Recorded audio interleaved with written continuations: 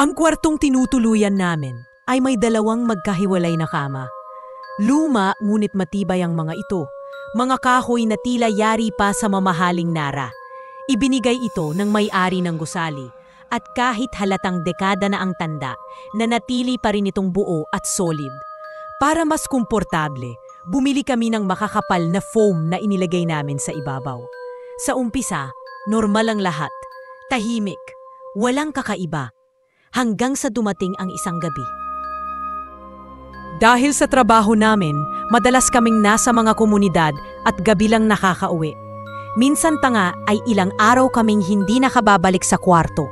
Noong isang pagkakataon, matapos ang ilang araw na wala kami, pagbukas namin ang pinto, parehong basang-basa ang aming mga kama. Nagulat kami. Pinagmasdan namin ang kisame, walang agas. Sinilip ang mga dingding, tuyo. Hindi rin umulan sa mga araw na wala kami. Nagtanong pa kami sa mga may-ari ng mga tindahan sa harap ng gusali. At pareho nilang sagot, walang ulan nitong mga nakaraang araw. Nagsimula kaming makaramdam ng kakaibang kaba. Hindi normal iyon. Pagbalik namin sa trabaho, siniguro namin na protektado ang mga kama.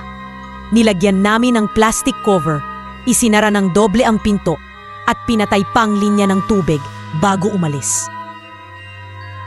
Ilang araw kaming nanatili sa labas ng Tacloban, sa mga komunidad na kailangang i-monitor. Noong araw ng aming pagbabalik, gabing-gabi na pagod kami. Maliwanag pa ang alaala ko.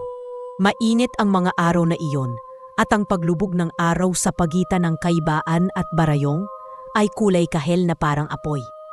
Pagpasok namin sa kwarto, agad akong umupo sa kama ko. Sa gulat ko, basa na naman. Pero kakaiba ngayon, tuyo ang plastic cover na inilagay ko. Ang tubig ay tila lumitaw mula sa loob ng foam, tumatagas pababa sa sahig. At higit sa lahat, walang amoy.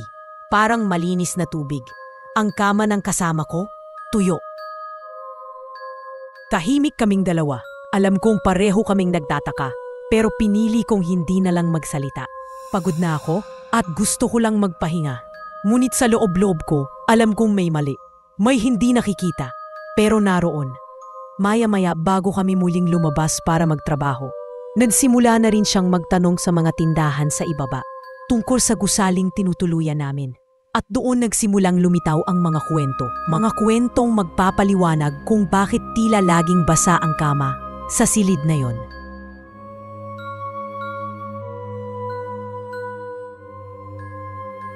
Kung naramdaman mong may nanonood habang pinapakinggan mo to, baka hindi lang imahinasyon yan.